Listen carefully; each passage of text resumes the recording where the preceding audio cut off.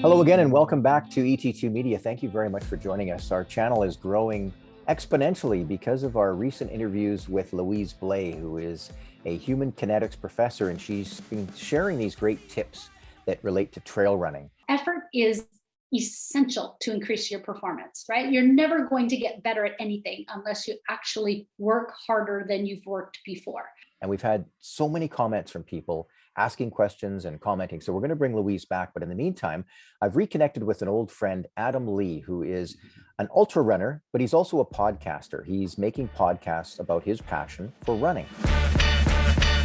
Hello and welcome to episode 9 of the Ultra Posty Thoughts in My Head podcast. I am your host, Adam Lee. Thank you once again for joining me.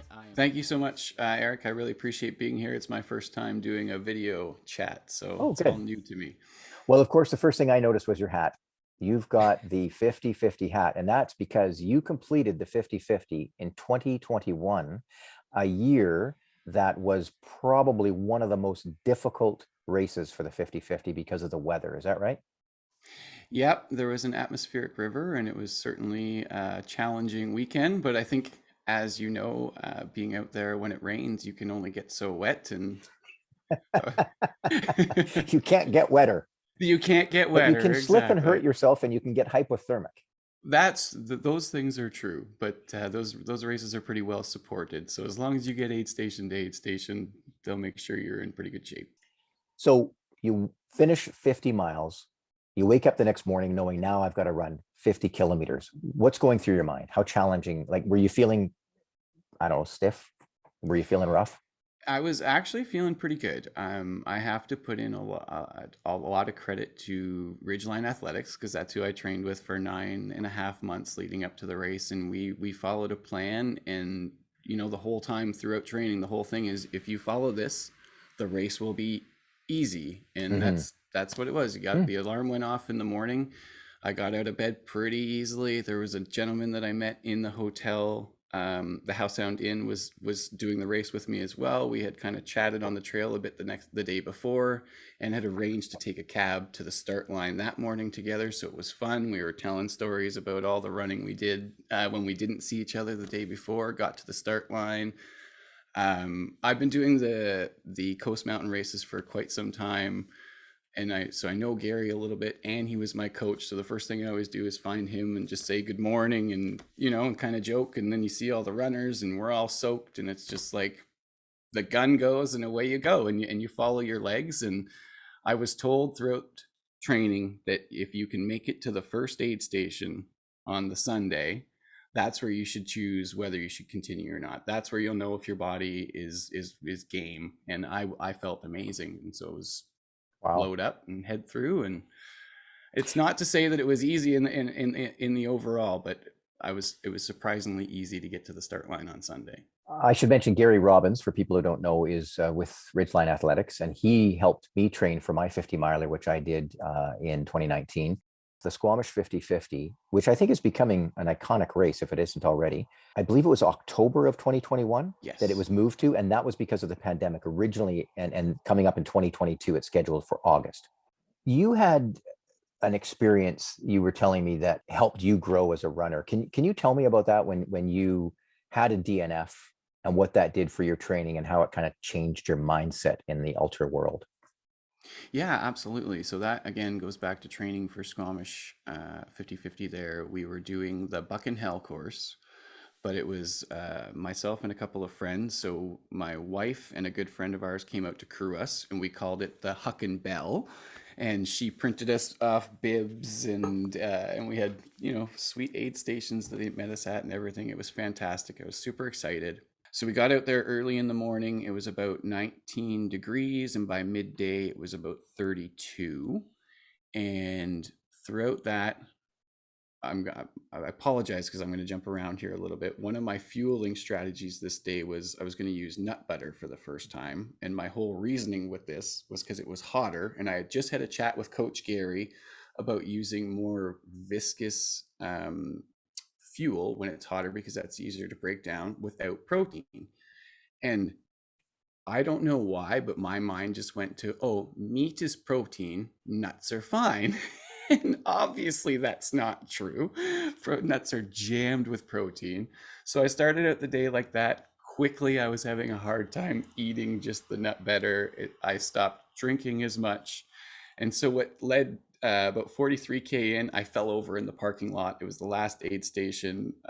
My friend said it looked like there was aliens under my skin because my calf was just twitching and going crazy. I couldn't actually get up without another body part like seizing up. It was really bad, and I just got completely away from fueling, from like hydrating with electrolytes and water. And I didn't stay cool either. Like we got up into the top of Seymour, it's pretty exposed up there. I'd grab a handful of snow and throw it down my back, but we didn't actually slow down to cool down.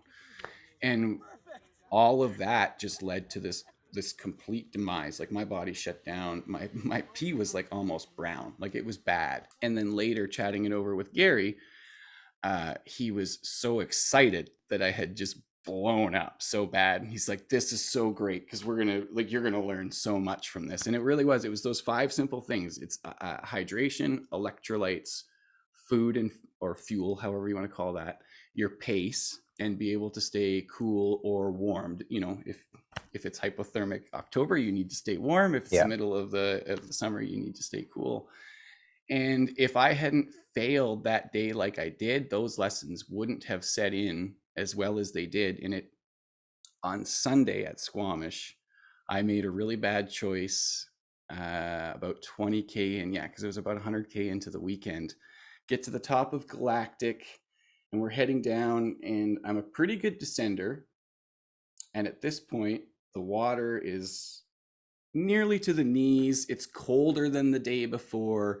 It's rushing down, and all of a sudden, because you're going down, you've just hit these log jams of people because you can't see under the water. Not everyone's stupid like I am and will just bomb it. So I decided that I was just going to shoot past them.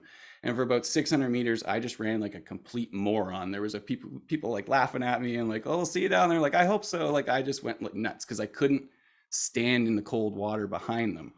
And by the time I hit out, I knew that pace almost killed my weekend. And I got into Quest, spent a full half an hour with Sheena. She was there helping me, and a friend of hers, Jacqueline. I had a couple of sandwiches, 2 bottles of water, and some none, full change of clothes, and like just really had to slow down and take control of the day again. And I managed to do that. And when I left Quest, I knew that the hat was coming. Like that was it. I had gained control of the day again, and it was over. Like I just needed to put my feet in front of each other until the finish line. And that for me was like the moment where it's like all that training was worth it. It all makes sense now. And when I hit the finish line, I said, because Gary's there giving you the high five, and in the chat after, I said, like, this one feels different. Like I've never felt more in control of my day.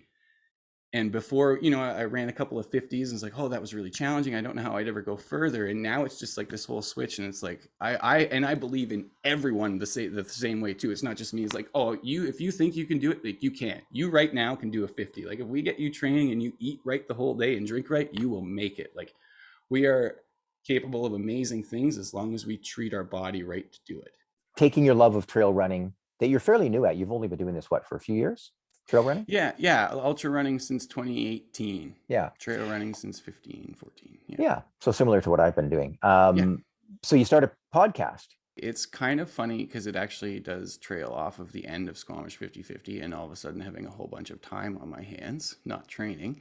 My love of trail running had only grown with Squamish and training with that and just hanging out with friends and being on the trails as much as I had. So it seemed like I knew I had time to actually commit to it. And that's the whole thing. If you're going to be creative and share it with people, you want to be able to commit to it, right? You can do your own little creative projects. And if you get off track for a couple months, if you're not putting it out there for anyone, it's not a big deal. But if I was going to put it out there for others, I wanted to be able to commit to it.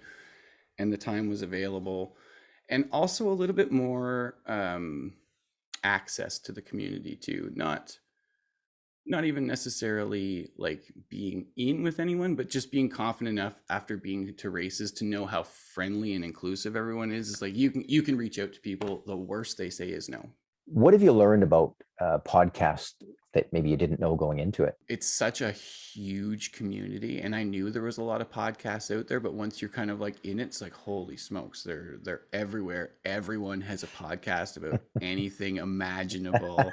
That's true. Right, like, and any amount of time that you want to listen to too. I've seen some recently that were like 4 or 5 hours, because it's like this episodic history lesson or something, and it's whatever floats your boat. That's cool. I know for me, I don't have the attention span for those long ones.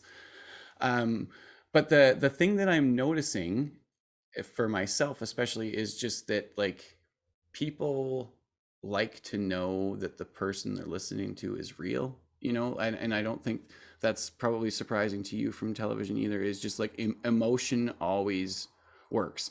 If it's in my case, usually it's you can tell someone's smiling or happy, and that comes through the mic. But I think maybe because too, a lot of people are listening with headphones, and it's sort of just a more intimate way. If you're in someone's ears, it's just fun to hear emotion and know that other people are living the day to day and feel the same way you do. And I think that's what I've sort of found, is everyone's just looking to kind of like know that their community is out there, and to feel a part of it in some ways kind of fun, but it's vast. Okay, well, thanks a lot for talking to us. We'll see you in the next episode. Thank you, Eric.